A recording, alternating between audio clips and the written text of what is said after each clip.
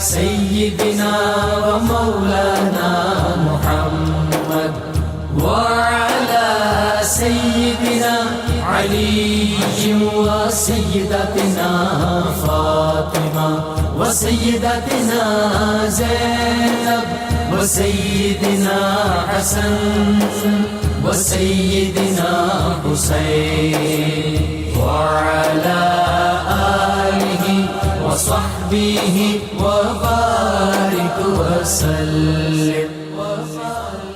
بسم اللہ الرحمن الرحیم. السلام علیکم ناظرین. پروگرام صبح نور کے ساتھ آپ کا میزبان نذیر احمد غازی حاضر ہے. ناظرین کرام، حضرت ابو انیس محمد برکت علی صاحب رحمہ اللہ کی تالیف اسماء النبی الکریم صلی اللہ علیہ وآلہ وسلم سے ایک اسم مبارک پڑھنے کی سعادت حاصل کر رہا ہوں. سیدنا مبشر صلی اللہ علیہ وآلہ وسلم، ہمارے سردار خوشخبری سنانے والے، درود و سلام بھیجے اللہ آپ صلی اللہ علیہ وسلم، آپ کی آل پاک اور آپ کے صحابہ کرام پر. حضرت ابو ہریرہ رضی اللہ تعالی عنہ سے روایت ہے کہ حضور نبی کریم صلی اللہ علیہ وسلم نے ارشاد فرمایا، اللہ تعالیٰ کے کچھ بندے ایسے ہیں جو انبیاء تو نہیں لیکن انبیاء کرام اور شہداء ان پر رشک کریں گے. عرض کیا گیا ہے یا رسول اللہ صلی اللہ علیہ وسلم، وہ کون لوگ ہیں؟ ہمیں ان کی صفات بتائیں تاکہ ہم بھی ان سے محبت کریں. آپ صلی اللہ علیہ وآلہ وسلم نے فرمایا، ان کی نشانی یہ ہے کہ وہ محض اللہ تعالیٰ کی خاطر ایک دوسرے سے محبت کرتے ہیں، اور جب ان کے چہروں کو دیکھا جاتا ہے تو اللہ یاد آ جاتا ہے. قیامت کے دن ان کے چہرے پر نور ہوں گے اور وہ نور کے ممبروں پر جلوہ افروز ہوں گے. اس دن انہیں نہ کوئی خوف ہوگا نہ کوئی غم ہوگا. پھر آپ صلی اللہ علیہ وسلم یہ آیت تلاوت فرمائی، خبردار بے شک اولیاء اللہ پر نہ کوئی خوف ہے اور نہ ہی وہ رنجیدہ و غمگین ہوں گے. ناظرین کرام، جس طرح میں نے آج یہ اسم مبارک کی تفصیل اور تشریح میں پڑھا ہے آپ کے سامنے کہ اولیاء اللہ کی شان یہ ہے حدیث پاک کے مطابق کہ جن کو دیکھ کے خدا یاد آ جاتا ہے. ناظرین کرام، آج جس شخصیت کا ہم ذکر کرنے جا رہے ہیں یہ اتنا حسین شخصیت تھی کہ اللہ تعالیٰ نے ان کو حسن کردار بھی عطا کیا تھا، حسن سیرت بھی عطا کیا تھا اور حسن صورت بھی عطا کیا تھا. اور اگر میں یہ کہوں کہ جمالیاتی ثروتیں اپنی پوری آب و تاب کے ساتھ اس شخصیت میں ہمیں نظر آتی تھی، اور میں جب ان کو دیکھتا تھا تو مجھے لگتا تھا کہ قرن اول کے حجازی جو تھے شاید اس کافر سے بچھڑا ہوا بندہ 20ویں صدی میں آ گیا ہے. کبھی یوں لگتا تھا جب وہ گفتگو کر رہے ہوتے تھے تو شبنمی انداز میں گفتگو کرتے تھے، اور لگتا تھا کہ شہد کے قطرے جو ہیں وہ ہمارے کانوں کے ذریعے ہمارے قلوب پہ ٹپک رہے ہیں. ناظرین کرام، ایسے لگتا تھا خواجہ نظام پاک کی روح ان کے اندر آ گئی ہے. اور جب ناموس رسالت کی بات آتی تھی، دینی غیرت کی بات آتی تھی، عشق رسول کی بات آتی تھی تو لگتا تھا کہ فاروقی مزاج میں وہ ڈھل گئے ہیں. اس وقت فاروق اعظم رحمۃ اللہ علیہ کا تصرف براہ راست ان کو نصیب ہو رہا ہے. اور یہی وجہ ہے کہ ضیاء القرآن جو بہت باکمال تفسیر تھی، جس پہ میں نے ایک دفعہ تبصرہ کرتے ہوئے کہا، حضرت اگر آج مولانا ابوالکلام آزاد زندہ ہوتے تو آپ کے ہاتھوں کو آ کے بوسہ دیتا ضیاء القرآن پڑھ کے. یہ ایسی 5 جلدوں میں آپ نے تفسیر، اور کیسی خوبصورت زبان، علمی مقام تو اس تفسیر کا تھا ہی تھا. ناظرین کرام، پیر محمد کرم شاہ، اتنی بلند پایہ شخصیت، ان کا زہد، ان کا تقوی. وہ جو کہا تھا نا نواب مصطفیٰ خان شیفتہ نے غالب کی وفات پر، وہ مجھے تو لگتا ہے اصل میں پیر محمد کرم شاہ صاحب کے لیے کہنا چاہیے تھا. اسے کہا غالب وہ شخص تھا ہماداں جس کے فیض سے ہم سے ہزار ہیش مداں نامور ہوئے. زہد و تقوی، صدق و صفا اور حسن و عشق، 6 لفظ اس کے مرتے ہی بے پاؤ سر ہوئے. اللہم صلی علی سیدنا و مولانا محمد وعلی سیدنا علی و سیدتنا فاطمہ و سیدتنا زینب و سیدنا حسن و سیدنا حسین وعلی آلہ و صحبہ و بارک وسلم. اللہم صلی علی سیدنا و مولانا محمد وعلی سیدنا علي وسيدتنا فاطمة وسيدتنا زينب وسيدنا حسن وسيدنا حسين وعلى آله وصحبه وبارك وسلم. جی حضرت کا کچھ تعارف میں نے کرایا، باقی آپ کے ذمے. اعوذ باللہ من الشیطان الرجیم. بسم اللہ الرحمن الرحیم. دل بمحبوب حجازی بستائم، زیں سبب با یک دیگر پیوستائم. جس طرح غازی صاحب آپ نے ارشاد فرمایا، بہت ساری چیزیں آپ نے فرما دی ہیں. گزارش یہ ہے کہ حضرت قبلہ پیر کرم شاہ صاحب رحمۃ اللہ علیہ، ان کے بارے میں کیونکہ ہم ان کے ساتھ بیٹھے، ان کی خدمت میں رہے، پڑھا بھی، ان کے ساتھ چلے بھی، جس سمت سے بھی انہیں دیکھیں، جس سمت سے. میں جس وقت بہاولپور سے آیا تھا تو میرے نام کے ساتھ خان محمد قادری لگا ہوا ہے، لیکن میں مرید حضرت پیر کرم شاہ صاحب کا ہوں. اچھا، سبحان اللہ. میں نے بیعت ان سے کی ہے. اچھا، یہ میں نے صرف اس لیے اپنی طالب علمی کے دور میں لاحقہ سجا لیا تھا کہ اگر کوئی نہ ملا تو پھر غوث الاعظم پھر غوث الاعظم تو ہے ہی ہے. سبحان اللہ. تو میں صرف پڑھنے کے لیے نہیں آیا تھا، میں مرشد کی تلاش میں آیا تھا. ٹھیک. اور میں نے اپنے دماغ میں ایک ذائچہ سا بنا لیا تھا کہ جس شخص میں یہ صفتیں ہوں گی اس کے ہاتھ میں ہاتھ دینا ہے اور اسی کا ساتھ دینا ہے. سبحان اللہ. تو جس وقت میں بحیرہ شریف پہنچا تھا تو میں نے جو کچھ دماغ میں سوچا تھا، میں نے اپنی سوچ سے پیر صاحب کو بہت بلند پایا. سبحان اللہ. شکل کے لحاظ سے، عقل کے لحاظ سے، دین کے ساتھ محبت کے لحاظ سے، اللہ اور اس کے رسول کے ساتھ محبت کے لحاظ سے، پھر اس سے بڑھ کر فقیروں کے ساتھ، راہ گیروں کے ساتھ، راہ گزاروں کے ساتھ ان کی محبتیں. میں آپ کو ایک چھوٹا سا واقعہ سناتا ہوں. ایک نیم معذور آدمی تھا، جس کی زبان بھی، جس کے اعضاء بھی، وہ سارے کا سارا مجبور اور معذور ہی تھا. اس کی اکثر عادت ہوتی تھی کہ جس وقت اس نے دارالعلوم میں آنا، گیٹ میں داخل ہوتے ہی اس نے نعرہ لگانا، او کرم شاہ، او کرم شاہ. اب جس ہستی کے اتنے سارے پیار کرنے والے، مقام یہ ہے. اب وہ پھر یہ صدا لگاتا لگاتا سیدھا قبلہ پیر کرم شاہ صاحب کے وہ ایک حجرہ تھا، کمرہ تھا. جی دیکھا ہوا میں نے. جس حجرے کا برآمدہ ہی کوئی نہیں تھا. جی سبحان اللہ. اس حجرے کی طرف وہ جاتا اور پھر انہیں آخنا، او کرم شاہ دیو فلانیو، مینو روٹی کھواؤ، مینو روٹی کھواؤ.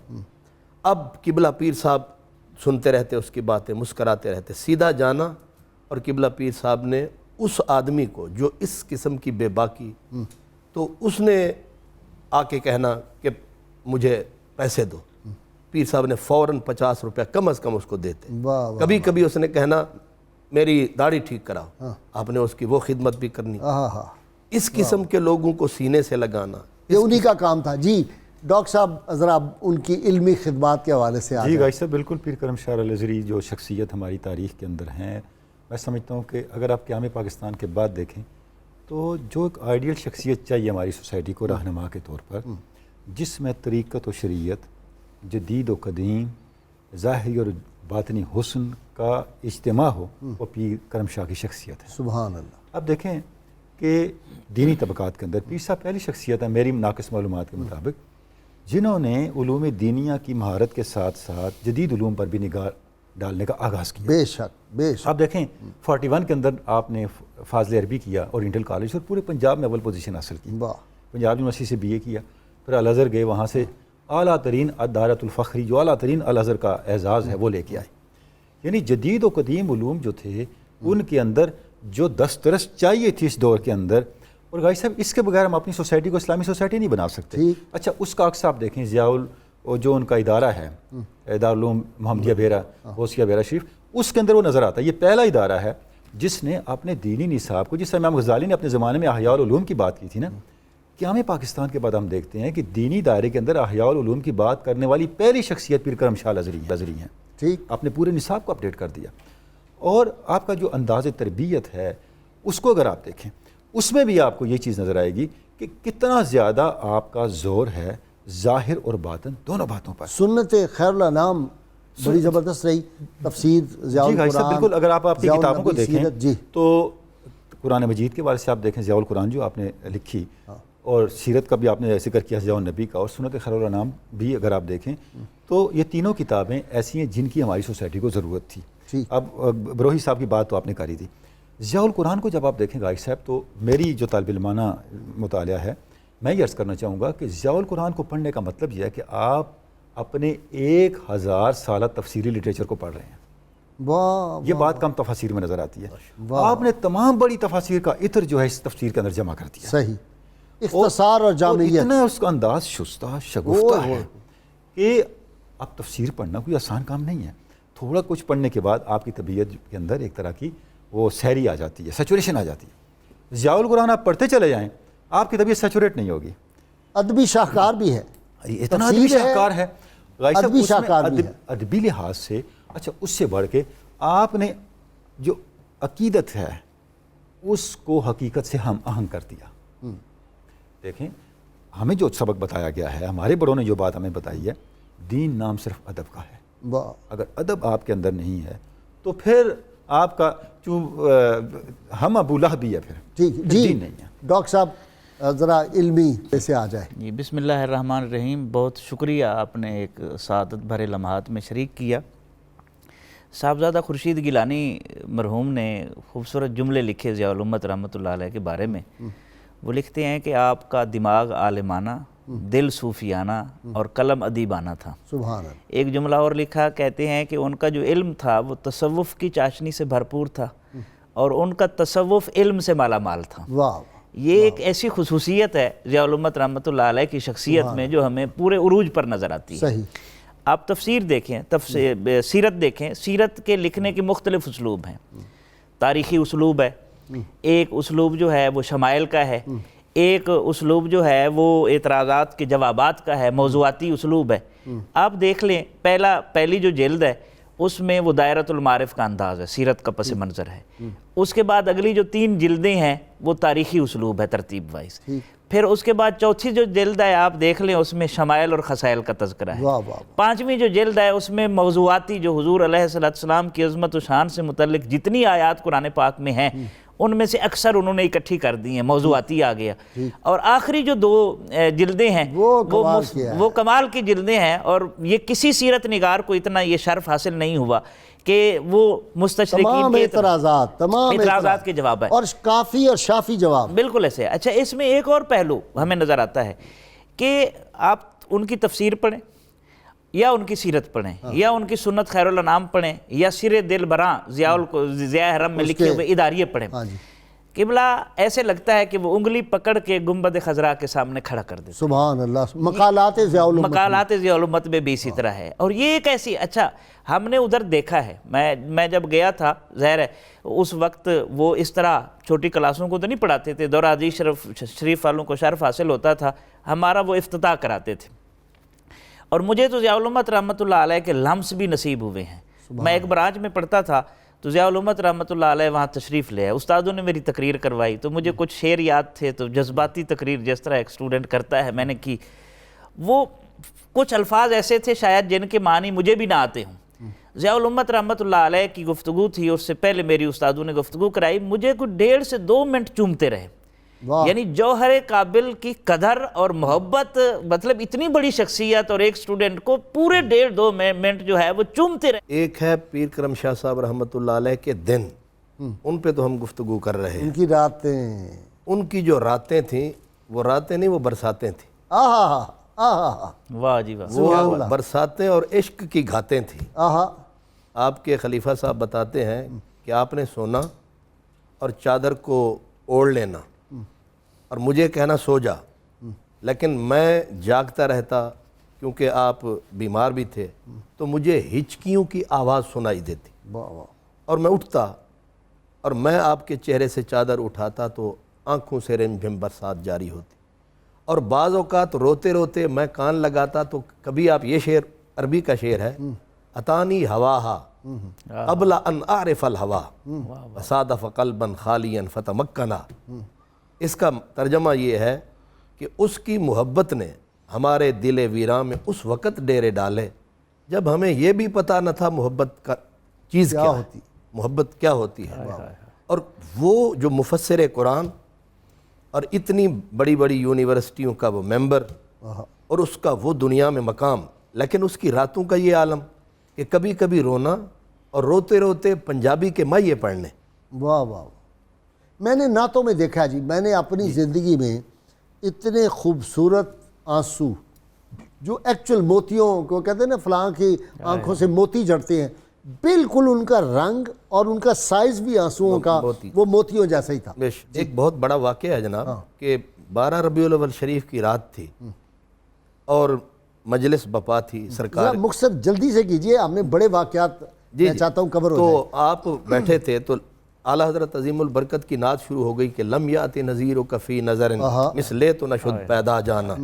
بس اس نعت کا آنا تھا اور پھر ہوش و حواس کا جانا تھا. اور حالت یہ ہوئی کہ آپ گرے اچھا اور 3 مرتبہ زمین کو چوما، چومتے چومتے کھڑے ہو گئے اور پھر محفل کا رنگ ہی بدل گیا. ایک عرصے کے بعد صاحبزادہ افتخار صاحب تھے، ہمارے استاد تھے، وہ کہتے ہیں کہ میں ساتھ گیا. میں نے کہا جناب وہ کیا ہوا تھا؟ پھر پھوٹ پھوٹ کر روئے. فرمایا دل نہ دکھایا کر، وہ باتیں یاد نہ دلایا کر. آخر کار راز یہ کھلا. آپ نے فرمایا کہ اس دن جب یہ نعت جاری تھی میں نے سرکار دو عالم کو بالکل وہیں پایا تھا اور میں نے حضور کے قدموں کو چوما تھا. اور آپ فرمایا کرتے تھے کہ حضور کی زیارت تو سب کو ہوتی ہے لیکن قدموں کا چومنا کسی کسی کو نصیب ہوتا ہے. اور مجھے جب بھی سرکار کی زیارت نصیب ہوئی ہے میں نے حضور کے قدم بوسی کی. جی ڈاکٹر صاحب. جی بالکل. پیر صاحب قبلہ کی جو شخصیت ہے ہمارے تاریخ میں غائی صاحب، اگر ان کا بڑا زمانہ 63 سال کی عمر میں آپ وفاقی شرعی عدالت میں گئے اور یہ بڑا زمانہ ان کا گزرا وہاں پہ، اور جتنے بھی کیسز وہاں پہ آئے ان کے جو فیصلے اگر آپ دیکھیں، ایک بڑی بنیادی بات غائی صاحب یہ ہے کہ سنت کی جو تشریعی حیثیت ہے پیر صاحب قبلہ نے اس کو وہاں پہ اپنے فیصلوں کے ذریعے سے اور تعبیرات کے ذریعے سے اس کو اسٹیبلش کیا. مثلا رجم کا معاملہ آیا تو رجم کے بطور حد ہونے پہ بہت سے اعتراضات وارد ہوئے. ان میں ایک اعتراض یہ بھی کیا گیا کہ اگر واقعی یہ حد ہے اور تو قرآن شریف کے اندر جو آتا ہے کہ وَعَلَيْهِنَّ نِصْفُ مَا عَلَى الْمُحْسِنَاتِ، کہ جو محسنات کی سزا ہے وہ جو محسنات نہیں ہیں غلام عورتیں ہیں ان کی نصف ہوگی. اچھا اگر نصف ہوگی تو اس کا مطلب یہ ہے کہ ان کو جو کوڑے مارے جا رہے ہیں تو ان کو پھر آدھی ہے تو یہاں پر رجم ہے تو اس کو بھی ادا کیا جائے. اس کا کیا کریں گے؟ اب پیر صاحب نے پھر اس کی وضاحت فرمایا کہ یہ جو اس طرح کی آپ لوگ تعبیرات کر رہے ہیں آپ نہ سمجھے کی بنیاد پہ کر رہے ہیں. محسنات سے مراد وہ عورتیں ہیں جو ابھی رشتہ ازدواج سے نہ گزری ہوں، نہ کہ وہ صرف وہ عورتیں جو پردے میں بیٹھی ہوئی ہوں. مطلب یہ ہے کہ پیر صاحب نے اپنی ایک شرع جو خداوند قدوس کی طرف سے ایک شرع صدر نصیب تھا اس کی بنیاد پہ جس انداز سے تعبیر و تشریح کی، قانون کی، سنت کی، اس کی اصطلاحات کی. آپ نے ایک بڑی پیاری مثال اپنے ایک ڈیبیٹ میں دی. فرمایا کہ ہمارے یہاں مسئلہ یہ ہے ہم ایک لفظ کو اٹھا لیتے ہیں اور یہ نہیں دیکھتے کہ یہ آیا کہاں سے ہے، اس کا کانٹیکسٹ کیا، اس کی وضاحت کیسے کرنی ہے. مثلا ہمارے یہاں ایک لفظ چلتا ہے ضلع دار. فارسی ڈکشنری اٹھا کے دیکھیں تو ضلع دار کا مطلب پورے ضلع کا مالک یعنی ڈپٹی کمشنر. اور ہمارے یہاں ضلع دار کس کو کہتے ہیں؟ جو محکمہ پاشی کا ایک معمولی سا اہلکار ہوتا ہے. تو اگر کوئی پکڑ لے ڈکشنری فارسی کی لغت لے لے اور اس سے ضلع دار کا تعین کرے تو ستیاناس ہو جائے گا. تو خدا کا خوف کریں، جو لفظ جس کانٹیکسٹ میں ہے اس کی جو فنی حیثیت ہے اس کو پیش نظر رکھ کے آپ تعبیر کر تشریح کریں. تو سنت خیر الانام جو آپ کی کتاب ہے غائی صاحب، وہ اتنی ایک اتھینٹک آرگومنٹ ہے ان لوگوں کے لیے جو کسی بھی طرح کا شک و شبہ رکھتے ہیں سنت کی تشریح حیثیت کے والے سے. جی ڈاکٹر صاحب عشق رسول سبحان حضرت صاحب کا جی حضرت ضیاء الامت رحمۃ اللہ علیہ کا عشق رسول ظاہر ہے آپ اس کے چشمدید گواہ ہیں اور بارہا آپ نے دیکھا ہے. ایک واقعہ میری آنکھوں نے بھی دیکھا کہ ایک مرتبہ جب آپ علیل تھے اور شدید علیل تھے، بستر مرگ پر تھے آپ یوں سمجھیں بہت زیادہ، تو بھیرا شریف میں 12 ربیع الاول کی صبح جو ہے وہ جلوس نکلتا ہے تو اولڈ کیمپس وہ جاتا ہے. جیسے ہی اولڈ کیمپس گیا تو قصیدہ بردہ شریف پڑھا گیا. وہ عاشق تھے قصیدہ بردہ شریف کے. تو جیسے ہی پڑھا گیا نا تو میں دیکھ رہا تھا حضرت صاحب اپنے کمرے سے لاٹھی ٹیکتے ہوئے فوراً نا باہر سامنے آ کے کھڑے ہو گئے. اب کھڑے نہیں ہو سکتے تھے خلیفہ فوراً گیا کرسی پکڑ کے لایا، لیکن آپ حیران ہوں گے کہ جتنی دیر قصیدہ بردہ شریف پڑھا جاتا رہا وہاں پر کوئی 20 منٹ 25 منٹ سٹوڈنٹس کھڑے ہوئے، آپ کرسی پر نہیں بیٹھے۔ اس حد تک ادب۔ اور اگلے سال جب وہ جلوس گیا تو جگہ وہی تھی، لیکن ضیاء الامت اللہ کے پاس پہنچ گئے تھے۔ یہ بڑا روشن پہلو ہے جب کہیں کسی بڑی خانقاہ سے، خصوصاً بیرا شریف، سیال شریف سے، سیال شریف، توسہ شریف سے آپ بہتر جانتے ہیں، وہاں سے کوئی صاحبزادہ آتا نا، صاحبزادہ صاحب آتے تو پیر صاحب ان کے قدموں کو ہاتھ لگاتے، پورا اکرام کرتے۔ ایک دن خلیفہ صاحب کہتے، مجاہد صاحب ہم نے کہہ دیا حضرت آپ کیسے لوگوں کی عزت کرتے ہیں، نہ داڑھی ہوتی ہے، نہ کوئی سنت ہے، نہ آپ جلال میں آ گئے، اور آپ نے فرمایا اسی لیے تو تم لوگ محروم رہتے ہو۔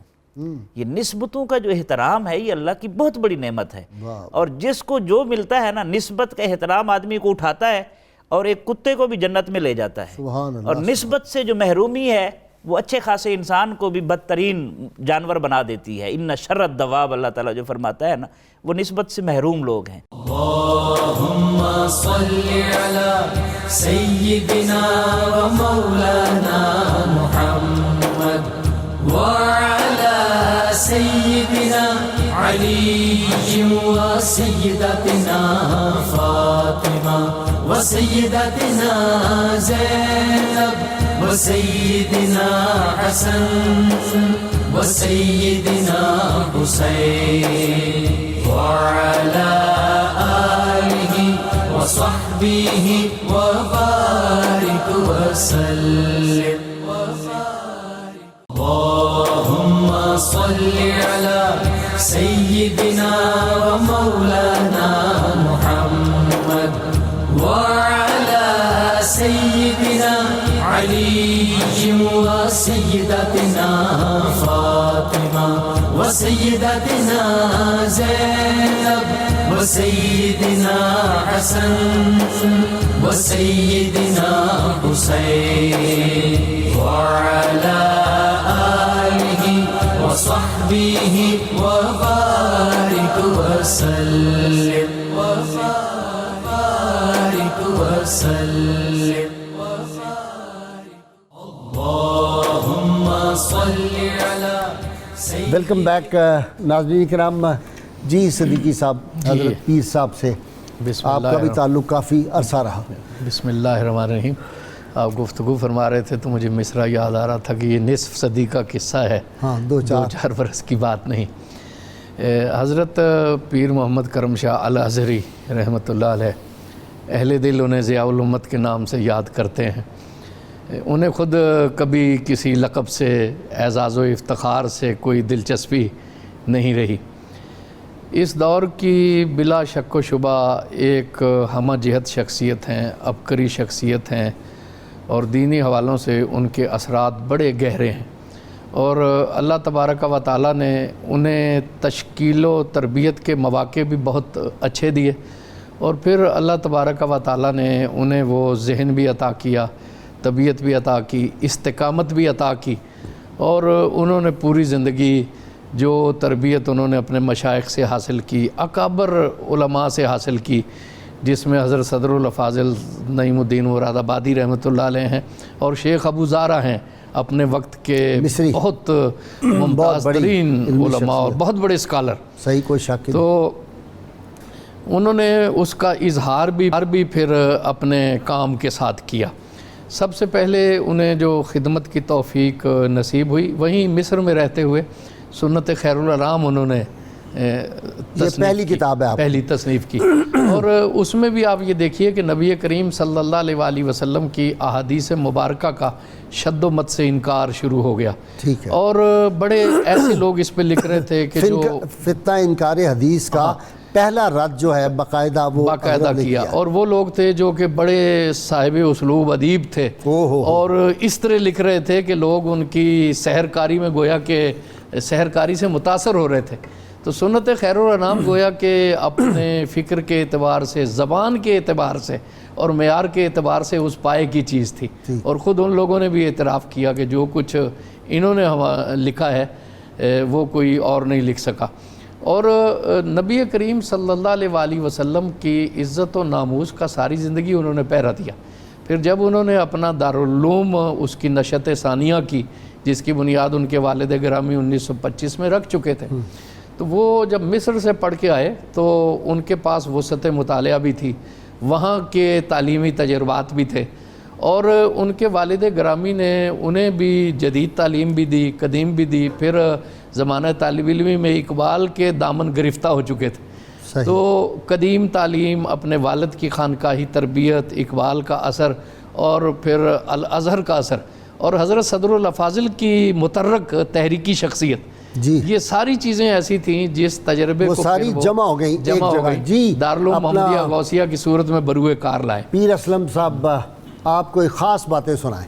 آپ کو آج اس لیے بلایا ہے ہم نے بھیرا شریف سے کہ سعیدی صاحب, میں صدیقی صاحب تو کئی پروگرام کر چکے ہیں, آج کوئی آپ اس سے ہٹ کے عام روٹین سے کوئی باتیں حضرت صاحب کی سنائیں. حضرت ضیاء الامت جسٹس پیر محمد کرم شاہ الازہری رحمۃ اللہ تعالیٰ علیہ, میں سمجھتا ہوں کہ ایک درویش کی زبان سے نکلی ہوئی دعاؤں کی تجسیم کو حضرت پیر محمد کرم شاہ کہتے ہیں. جی کہ ان کے والد گرامی پرائمری کلاسز میں ان کو بستہ دے کے بٹھاتے ہیں اور ساتھ خود مصلی ڈال لیتے ہیں, اور پھر اللہ کریم کی بارگاہ سے رو رو کے دعائیں کرتے ہیں کہ یا اللہ میرے بیٹے محمد کرم شاہ کو قبول فرما لیں. تو اللہ کریم نے ان لفظوں کی تجسیم فرمائی ٹھیک, اور ان کو انسانی پیکر نصیب فرمایا, اور ایک مستجاب دعا کی صورت میں مطلع وجود پہ حضرت ضیاء الامت ایک روشنی کے استعارہ کی صورت میں نمودار ہوئے. ٹھیک. اور حضرت ضیاء الامت رحمۃ اللہ تعالیٰ علیہ اسی دعا کے ساتھ اگر آپ کی شخصیت کا لنک جوڑا جائے تو آپ کی شخصیت میں دو چیزیں بہت زیادہ نمایاں ہیں. ایک للہیت, اللہ کریم کی ذات گرامی کے لیے اخلاص, اور دوسرے نمبر پہ عشق رسول. ایک تیسری بات بھی, انکساری عز کا پیکر. جی وہ جب اللہ کریم کے لیے انسان اپنے آپ کو خالص کر لیتا ہے تو پھر واقعتاً وہ جتنا اس کا تعلق اللہ کریم کی ذات گرامی کے ساتھ بڑھتا چلا جاتا ہے اتنا ہی وہ جھکتا چلا جاتا ہے. صحیح. آپ اکثر اپنے فرامین میں جب آپ تربیت فرما رہے ہوتے تھے تو یہ آیت لازمی پڑھتے تھے, قل ان صلاتی و نسکی و محیای و مماتی للہ رب العالمین, کہ حبیب کہہ دیجئے بے شک میری نماز, میری قربانی, میری زندگی کا لمحہ لمحہ اور میری موت یہ سارا کچھ اللہ کے لیے ہے.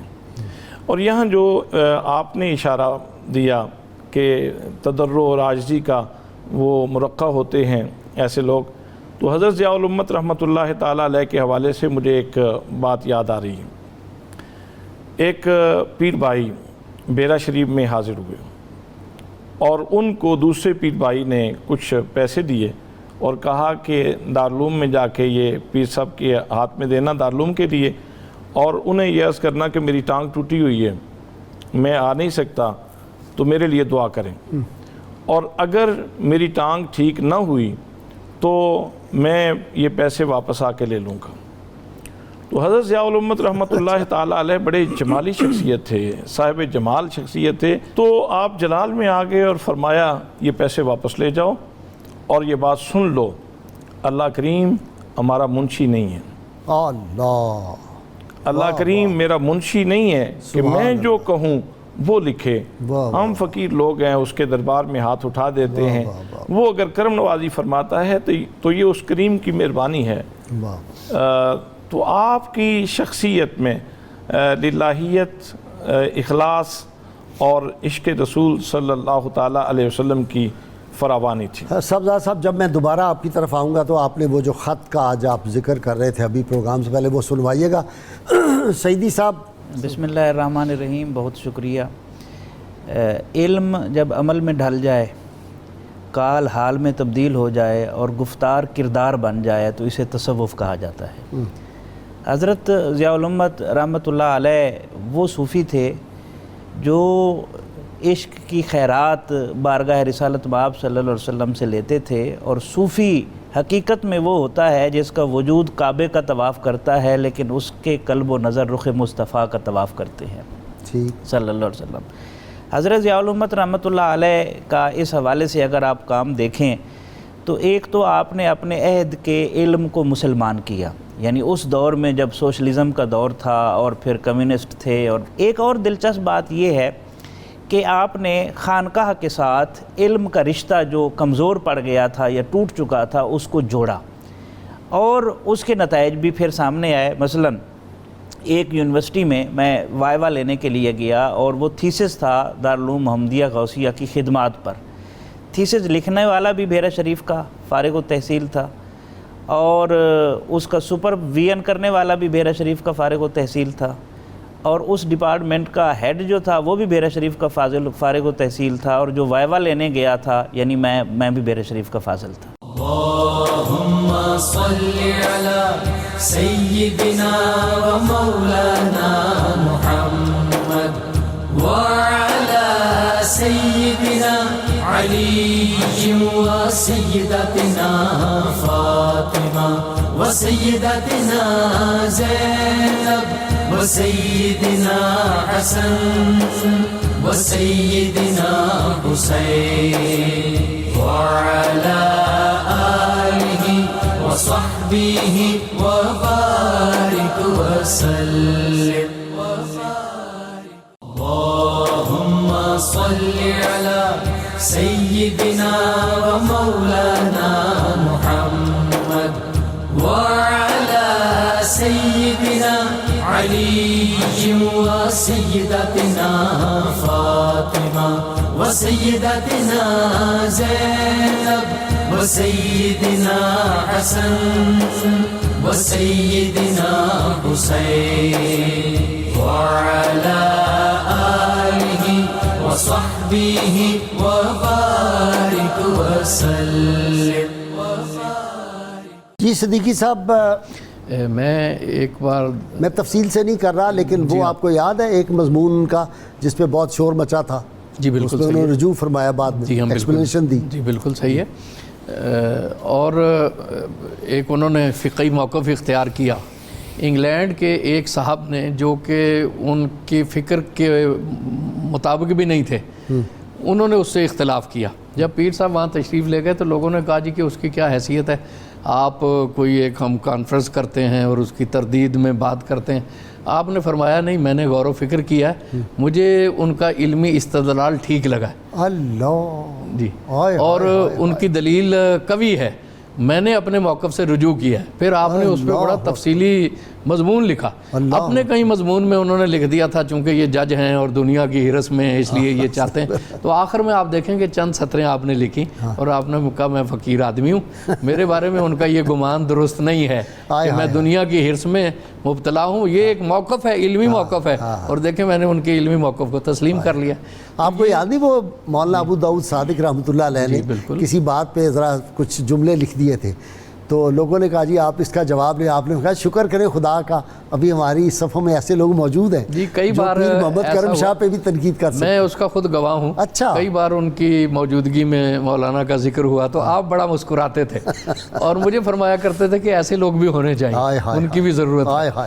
تو یہ دیکھیے کہ کس طرح ان چیزوں کو قبول کرنا۔ آپ یہ تو علماء ہیں نا، ایک بار آپ نے ہماری جماعت کو کہا کہ اپنی انشاء کی کاپیاں لے کے آئیں تاکہ میں دیکھوں کہ عربی میں آپ کی مہارت کس قدر ہے، تو آپ کاپیاں دیکھ رہے تھے، ایک طالب علم نے کسی لفظ کو لکھا تو آپ نے فرمایا کہ یہ ایسے نہیں ہے، ایسے ہے، پھر آگے بڑھ گئے، لیکن تھوڑی دیر کے بعد آپ نے کہا کہ المنجد لے کے آؤ۔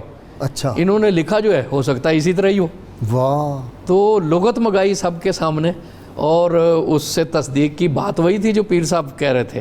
میرے ذہن میں آج تک یہ بات ہے کہ اصل میں یہ ہماری تربیت تھی کہ اگر اپنے شاگردوں کے سامنے پیر صاحب لغت دیکھ سکتے ہیں اور تصدیق کرتے ہیں باقاعدہ کہ ممکن ہے، اور فرمایا کہ ممکن ہے یہ لفظ ایسا ہی ہو جس طرح کہ انہوں نے لکھا ہے، تو یہ دیکھیے کہ یہ وسعت جو ہے وہ اب اسی سے ہی پھر علم کے دریچے کھلتے۔ جی، خط پیش کرنے سے پہلے ایک چیز اسی حوالے سے آپ کی خدمت میں عرض کر رہا ہوں، یہ جو ضیاء القرآن کے حوالے سے آپ نے اختصار کی طرف اشارہ کیا، اس حوالے سے ہاں ہاں تو ضیاء القرآن جو آپ نے تحریر فرمائی، یہ 19 سال سے زیادہ کا عرصہ اس کے اوپر لگا، ٹھیک ہے، اور بڑی جانکاری سے آپ نے اس کے کوئی اوپر شک ہی کام نہیں کیا۔ جی، تو ایک شاہپارہ ہے، ایک شاہپارہ ہے، اور اس کے اندر اختصار بھی ہے جامعیت بھی ہے، اور جامعیت حد کی ہے۔ میں 2 مثالیں صرف آپ کی خدمت میں پیش کرتا ہوں ناظرین کے لیے۔ آپ نے سورہ فاتحہ میں الحمدللہ رب العالمین اس کی تفسیر کرتے ہوئے آپ نے حمد کی تعریف کی، حمد کی تعریف، حمد کسے کہتے ہیں؟ آپ فرماتے ہیں کہ ہر وہ خوبی اور کمال جس کا صدور و ظہور اختیار اور ارادہ سے ہو، اس خوبی اور کمال کی تعریف کو حمد کہتے ہیں۔ واہ سبحان اللہ۔ اب اگر ہم اس کو ذرا گہرائی سے دیکھیں تو سرکار دو عالم صلی اللہ علیہ وآلہ وسلم کی ذات گرامی میں جتنے خصائص ہیں وہ اللہ کے اختیار اور ارادے سے ہیں۔ تو اس کا مطلب یہ ہے کہ جب حضور صلی اللہ تعالیٰ علیہ وسلم کی تعریف ہوگی، بظاہر تو حضور کی تعریف ہوگی، لیکن حقیقت میں وہ اللہ کی حمد ہوگی، ثانی کی ہوگی نا جی حقیقت میں۔ تو پھر وہ مفہوم پورا ہوگا، الحمدللہ رب العالمین، تمام تعریفیں اللہ کے لیے ہیں۔ اب اس کے اوپر، اب میں وہ اختصار اور جامعیت کی جو بات ہے، اب اس کے اوپر حضرت جبریل امین خطبہ دیں اور صبح قیامت تک خطبہ دیں تو اس ایک جملے کا حق اللہ کی کوئی مخلوق ادا نہیں کر سکتی۔ صحیح۔ اتنی جامعیت کا ایک جملہ آپ نے لکھا ہے۔ اسی طرح مالک یوم الدین کی تفسیر کرتے ہوئے آپ نے ایک جملہ پورے تفسیری گلستان میں پھر کے ایک جملہ اٹھایا اور تفسیر ضیاء القرآن کی زینت بنایا، اور وہ یہ تھا، مالک کسے کہتے ہیں؟ المالک هو المتصرف فی الآیان المملوکۃ کیف شاء۔ مالک اسے کہتے ہیں جو آیان مملوکہ میں جیسے چاہے تصرف فرمائے۔ اب اس کے اوپر اگر کوئی بندہ سوچنا شروع کر دے، لکھنا شروع کر دے، تو میرے خیال میں دنیا کے سارے مفکر لکھتے رہیں۔ جی خط کی طرف آ جی جائیے۔ بسم اللہ۔ 51 میں آپ تشریف لے گئے مصر، اور 54 میں واپس تشریف لے آئے۔ ٹھیک۔ تو اس دوران آپ نے، ظاہر ہے گھر سے رابطہ تو مضبوط رہتا ہے، تو اپنے فرزند ارجمن جو اس وقت آپ کے سجادہ نشین ہیں اور آپ کی جملہ حسنات جمیلہ کے امین ہیں، ان کو آپ نے اس وقت خط لکھا تھا مصر میں جب آپ پڑھتے تھے۔ تو آپ لکھتے ہیں، پیارے امین، سلامہ کا و اخاک کا و امہ کا وعلیکم السلام ورحمۃ اللہ وبرکاتہ۔ تمہارا خط ملا، حالات سے آگاہی ہوئی، یہ پڑھ کر خوشی ہوئی کہ تم نے مسجد کا راستہ دیکھ لیا ہے۔ یہ رحمان اور رحیم کا گھر ہے، یہ اس داتا کا گھر ہے جو اپنے در کے بھکاریوں کو ساری دنیا اور دنیا والوں سے بے نیاز کر دیتا ہے۔ مجھے اس کریم سے امید ہے کہ وہ اپنے خاص فضل و کرم سے اپنے در کے سوا اور کوئی در تمہیں نہیں دیکھنے دے گا۔ اور یہ پڑھ کر خوشی ہوئی کہ تم اذان بھی دیتے ہو۔ اگر یہ سعادت کسی کو نصیب ہو جائے تو اسے اور کوئی تمنا نہیں کرنی چاہیے۔ خدا کرے تمہاری اذان ملا کی اذان نہ ہو بلکہ مرد مومن کی اذان ہو۔ تم جانتے ہو کہ مرد مومن کی اذان کیا ہوتی ہے؟ اس سے پہاڑ کانپ اٹھتے ہیں، سمندر خشک ہو جاتے ہیں، کفر، شرک اور گمراہی کی تاریکیاں فنا ہو جاتی ہیں، اور توحید اور نیکی کی روشنی پھیل جاتی ہے، اور دنیا منور ہو جاتی ہے۔ مسلمان کا کام صرف اذان دینا ہے۔ تمہارے آقا و مولا جن کے قدموں کی خاک پر تمہاری ماں، تمہارے اس ناچیز باپ کی جانیں قربان ہو جائیں اور تمہاری جان قربان، انہوں نے اذان دی۔ حضرت حمزہ نے احد میں اذان دی، حضرت سیدنا امام حسین علیہ السلام نے کربلا میں اذان دی۔ اسی اذان کو حضرت اجمیری رحمۃ اللہ تعالیٰ علیہ نے اجمیر میں دہرایا، اور وہی اذان حضرت پیر سیال لجپال نے تمہارے جد امجد اور دادا جان کو سکھائی۔ اللہ تعالیٰ اس بت کدہ عالم میں وہی اذان دینے کی تمہیں توفیق عطا فرمائے۔ آمین ثم آمین بجاہ حبیب الکریم علیہ الصلاۃ و تسلیم۔ تم نے یہ نہیں لکھا کہ تم نے اپنے محبوب پاک کا اسم گرامی یاد کیا ہے اور درود شریف پڑھتے ہو کہ نہیں۔ امین، یاد رکھنا تم مدینے والے آقا کے غلام ہو، تم مدینے والے آقا کے غلام ہو، تم مدینے والے آقا کے غلام ہو، اور بس میں تو اس غلامی کا حق ادا نہیں کر سکا۔ اللہ تعالیٰ تمہیں توفیق دے اس غلامی کا حق ادا کر سکو۔ خون کے آخری قطرہ تک، سانس کی آخری رمت تک اسے بھولنا نہیں۔ حفیظ میاں کو بہت بہت پیار اور خالہ صاحبہ کو سلام و سلام محمد کرم شاہ۔ ضیاء النبی، ضیاء القرآن اور اس کے علاوہ جو مقالات ہیں ضیاء الامت، اور یہ کام کتنا بڑا کام ہے، اگر کوئی زندگی میں یہی کام کر جائے تو اسی کا کوئی مقابلہ نہیں۔ نبی رحمت صلی اللہ علیہ وسلم کی سیرت طیبہ پر جو کتاب ضیاء النبی صلی اللہ علیہ وسلم کی صورت میں سامنے آئی ہے، اور اس میں ایک اور پہلو کہ اس تفسیر ضیاء القرآن کے جو اثرات ہوئے ہیں تعلیمی اداروں میں، وہ بہت زیادہ اثرات ہیں۔ مثلا میں یونیورسٹی سے وابستہ ہوں، جب بھی کوئی تفسیر لی جاتی ہے تقابلی مطالعے کے طور پر، تو اس میں بہت کم ایسا ہوتا ہے کہ اس میں ضیاء القرآن کا نام نہ آئے، اور بلکہ اگر کوئی اس کو ریفر نہیں کرتا اور تفسیری کام کر رہا ہے تو یہ بددیانتی، علمی بددیانتی ہوگی۔ نہیں، میں ایک اور بات کر رہا ہوں کہ تعلیمی اداروں میں اگرچہ نظریاتی حوالے سے لوگ مخالف ہوتے ہیں، ٹھیک ہے، لیکن اس کے باوجود وہ ضیاء القرآن کا نام ضرور لیتے ہیں۔ مثلا میں آپ کو عرض کروں، ایک ہمارے ہیڈ آف ڈپارٹمنٹ ہیں، وہ کہنے لگے جب بھی میں سیرت کا بیان کرتا ہوں نا، تو میں ایک اور سیرت، وہ اپنے والد صاحب کی سیرت کا بتاتے ہیں، لیکن اس سے پہلے میں ضیاء النبی کا نام لیتا ہوں۔ ٹھیک، تو یہ ایک اعتراف عظمت ہے کہ ایک نقطہ نظر سے اختلاف رکھنے والا بھی، اور پیر صاحب کی ایک خصوصیت یہ بھی ہے، آپ دیکھیں کیوں ان کو پسند کیا گیا، ان کی تصانیف کو، متوازن۔ آپ اختلاف کو انتشار میں تبدیل نہیں ہونے دیتے، آپ اختلاف کرتے ہیں لیکن ایسے جیسے زخمی دل کے اوپر مرہم رکھا جا رہا ہوتا ہے، اور یہ ڈاکٹر محمد امید اللہ والا سٹائل تھا آپ کا، بالکل وہی ڈاکٹر محمد امید اللہ رحمۃ اللہ علیہ نا، ان کا سٹائل تھا، وہ کہتے تھے ممکن ہے، یہ میری طالب علمانہ رائے ہے، ممکن ہے اس سے اختلاف بھی کیا جا جو سکتا ہے۔ آپ نے لکھا ہے، جو لکھا ہے اس کے اوپر عمل کر کے دکھایا ہے۔ بہت شکریہ آپ تینوں حضرات کا۔ اللهم صل على سيدنا ومولانا محمد وعلى سيدنا علي وسيدتنا فاطمة وسيدتنا زينب وسيدنا حسن وسيدنا حسين وعلى آله وصحبه وبارك وسلم۔